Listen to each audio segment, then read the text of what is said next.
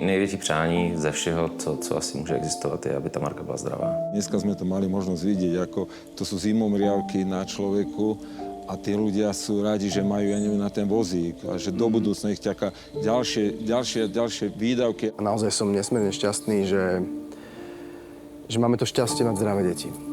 Lebo to je to najviac, čo človek môže dostať. Mať zdravé deti.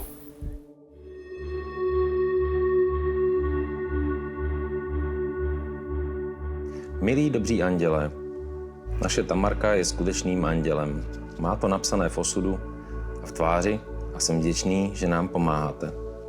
Protože my chceme udělat život hezčí, dáme do toho vždy maximum, všechny finance a náš čas. Naplno, navždy. Děkujeme za vaši pomoc.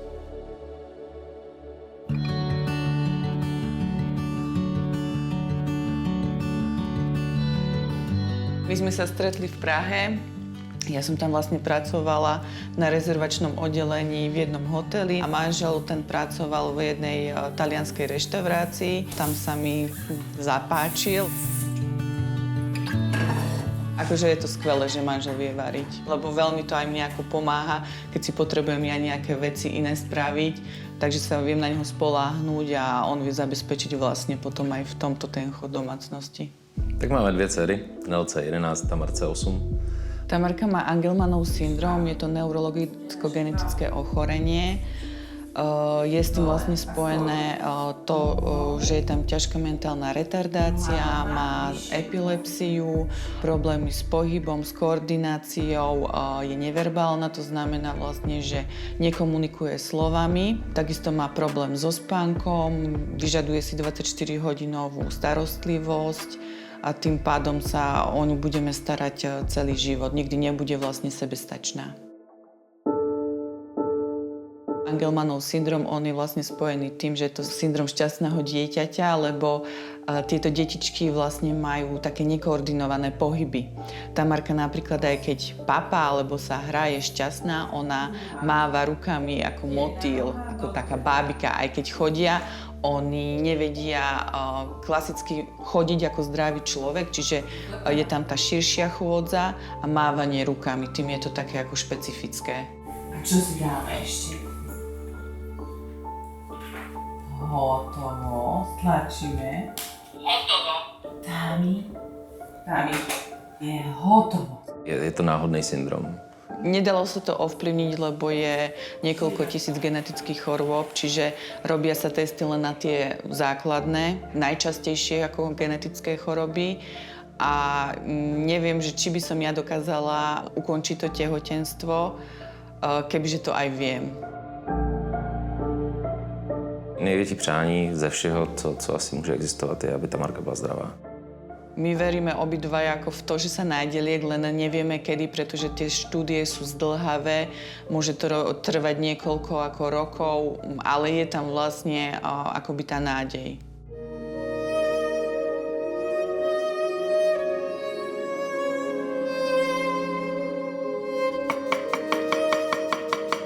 Čo to tatík robí? Pozri, tam máme bábovku. Nelinka, ty tak krásne cvičíš na tých husliach. Ja som veľmi šťastná, že keď si sa už na to dalo, tak sa tomu venuješ. Těšíme se na první koncert. V decembri bude prvý koncert. Pôjdeme všetci, že? Yummy. No, šikulka je. Úplně bychom nechtěli, aby se sestra starala. My se snažíme vlastně i v rámci toho nízkého rozpočtu našeho domácího odkládat nějaký peníze na to, aby jednou sestra měla možnosti, jak s tím pracovat dál. Ja mám taký ako víziu do budúcna, keď my už budeme na dôchodku a nebudeme vládať, tak by som veľmi chcela, aby Tamarka bola umiestnená v takom zariadení, kde vlastne bude jej dobre, bude o ňu postarané, ale nechcela by som, aby sa Nelka o Tamarku starala, pretože to je 24-hodinová starostlivosť, je to veľmi náročné. A myslím si, že vlastne aj ten druhý súrodenec, zdravý, tak má právo na vlastný život, svoje sny, plány, cestovanie, čokoľvek ona bude chcieť. Všetky špeciálne pomôcky sú drahé, len časť z niektorých vlastne tých pomôcok prepláca Úrad práce a rodiny a zvyšnú časť si musíme doplatiť sami. Príspevky od nadácií využívame hlavne na cvičenie v domácom prostredí, potom ich využívame vlastne na tieto terapie. Kde je Gomk? No, muzikoterapii miluje, protože ona miluje i terapeuta, podle mě. Hore ruky a bum. Ako spravíme ručičkami? Tak, super.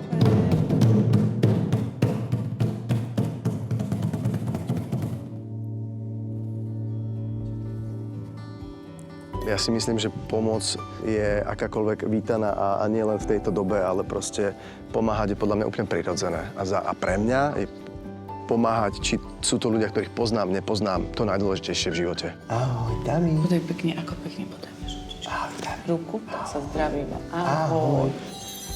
Toto poznám, toto je obľúbená gulička. To je strašne pekné. Aká má... Keď aj to priložíš, ja neviem, akože Jasné. robí to divy, hej?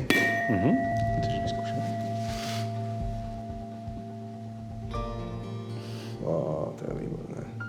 Wow. Dobre, a to dieťa teda, ono to akože absolútne vníma všetky tie zvuky, ktoré prechádzajú z tých misiek, z toho všetkého vlastne do toho telíčka. Cieľom použitia vlastne spievajúcich mís je to, že oni dokážu uvoľniť, pôsobia náš nervový systém, uvoľňujú, zvedomujú telo, pracujú s propriocepciou, s hlbokým hmatom. A dráždia, vlastne prinášam špecifické stimuly pre dieťa, ktoré bežne nezažíva. Dieťaťu klesá mozgová frekvencia a dieťa sa stáva pozornejšie. Raz, dva, tri, hop! A už tu si? A poprosíme... Budeme ju držať. Čo ti dám? Toto? Červené? Červenú, hej. Páči? Damček. A pripravená. Stojíme. Bum. Bum. Bude to vybrovať. Čo to je? Wow. Čo to cítiš? Je to dobré? Ako vyzerá váš bežný deň? Náš bežný deň vyzerá tak, že vlastne ráno Tamarka vstane, manžel jej dá ortézy, lebo Tamarka nosí vlastne aj ortézy, má ich 6 až 8 hodín denne, kvôli tomu, aby sa jej neskracovali vlastne šlachy na nožičkách, aby vlastne mala lepšiu stabilitu a dokázala lepšie chodiť. A potom vlastne Tamarka je v škole, kde majú vyučovanie. Není to ako v bežnej vlastne škole, klasickej, ale majú prispôsobené tie témy pre detičky, ktoré majú vlastne kombinované postihnutie, čiže pani učiteľka a asistentky tie sa im tam venujú. Potom ideme na prechádzku, buď ideme kočikom, alebo má takú trojkolku, lebo to tiež skvelé na tréning nôh, ohýbania kolien, že dokázala vlastne ako ten pohyb na tej trojkolke, to má aj rada. A potom vlastne večer už má taký oddych. Ale ty oddych asi nemáš ešte stále, nie? Nie. Ty oddych nepoznáš. V noci Tamarka spí, alebo ako to je? Že má spánok akoby 8-hodinový a že vy sa vyspíte, alebo ani to tak úplne nie je? Není to tak úplne, lebo vlastne s týmto Tamarkyným syndromom, čo má Angelmanov syndrom, tam súvisí vlastne aj problémy so spánkom. Sú noci, kde na ňu vplýva, neviem, keď má nejaké rôzne stimulácie, nové prostredie, veľa ľudí, že mi zaspí, ja neviem, o 1 ráno a zobudí sa o 5 ráno. Čiže ten nočný spánok není taký akoby pravidelný. Klobúk dolu. Vzdávam hold naozaj všetkým matkám, všetkým otcom, proste rodičom, ktorí majú handicapované deti a chcel by som ťa objať. Pár dní zvládnem a nezostanem na dne. Viem, že... No ja by som vás chcel teraz zoznámiť s dlhoročnými darcami, ktorí sú práve tu. Dobrý deň. Dobrý deň. Sú to manželia Hasprovci, pán Peter a pani Nora. Poďte. Dobrý deň. Tak, Veronika, dobrý deň. Teším Dobrý ma. deň. Ahoj. Tak sa zoznámte. Peter. Veronika, teším ma. Dobrý deň. Ahoj. No, ako sa máš? No dnes je taká nevyspatá, lebo sme Ona teraz veľmi hore. veľa cvičila. Trápite dlho, no. Áno, hej, ale keď je v pohybe, tak je dobré. Však tá Marka. Že? Je to dobré, že?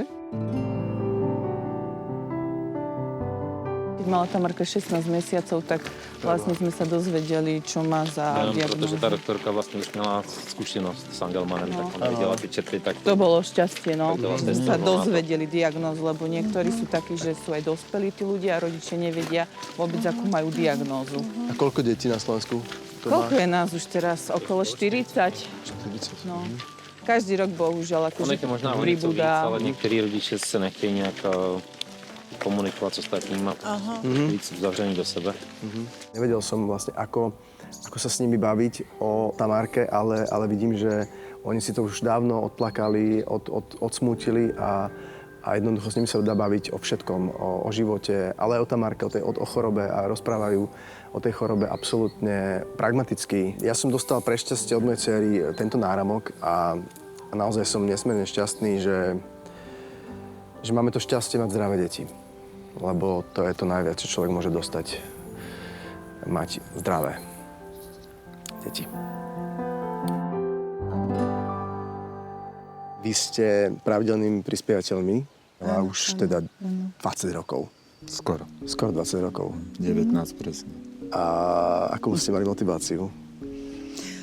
Začal to môj manžel a on kvôli tomu, že aj u nás sa vyskytli v rodine nejaké diagnózy, tak si povedal, že nejakú malú čiastku obetuje. Ja som o tom na začiatku ani nevedela. A aké to bolo sa stretnúť vlastne s ľuďmi, ktorým prispievate? Emotívne. A bolo to super z toho, nie že by to bolo super, že diagnóza, to je jasné, to ma veľmi mrzí, ale bolo to super vidieť, že tie peniaze idú, kam idú a na čo idú. To bolo veľmi dobré. Dneska sme to mali možnosť vidieť, ako to sú zimomriavky na človeku a tí ľudia sú radi, že majú, ja neviem, na ten vozík a že do budúcna ich čaká ďalšie výdavky. Tak ešte raz veľká vďaka naozaj a viac takýchto prajných ľudí. Áno, ako ste vy. áno. Haló, ste doma? Ja im chcem dnes darovať tú najvzácnejšiu komoditu. A to je čas. Môžem vojsť? Nech sa páči. Kto to prišiel, Tami? Tami. Ahoj. Kto to je? Ja mám pre vás také malé prekvapenie, ktoré sa skrýva za môjim chrbtom. To je prvé prekvapenie, ale táto kvetinka nie je ani pre Tamarku, ani pre teba. Je pre teba. Marečku, prosím ťa, přijmeš moje rúži. Nech sa ti páči. A táto rúžička vám bude zdobiť stôl, pretože... páči sa ti? Pretože to, čo vám dvoch chýba, je pravdepodobne ten čas. A ja by som vám chcel ten čas venovať. Ukrojil som si zo svojho a dám ho vám. Čiže Marek, zober Veroniku na večeru. Super. Romantickú večeru. Okay. A ja sa o Tamarku a Nelku postaram.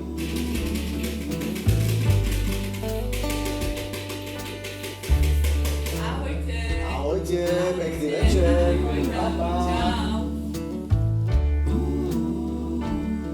A sú preč.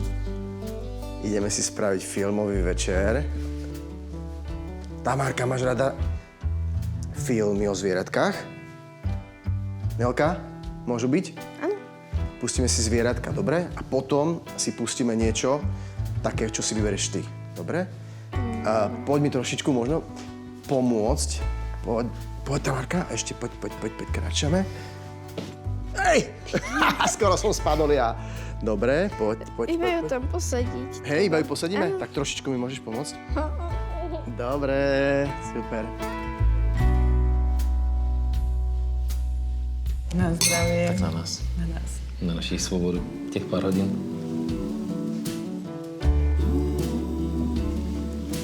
Super. Ďakujem pekne. Děkuji krásně. Ďakujeme.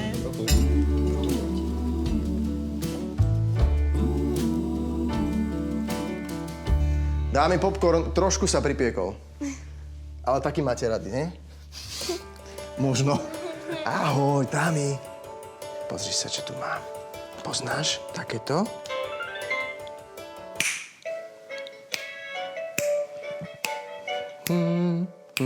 A čo sa to vy učíte teraz? Aké básne? Turčín, Poničan, Samo Chalúbka.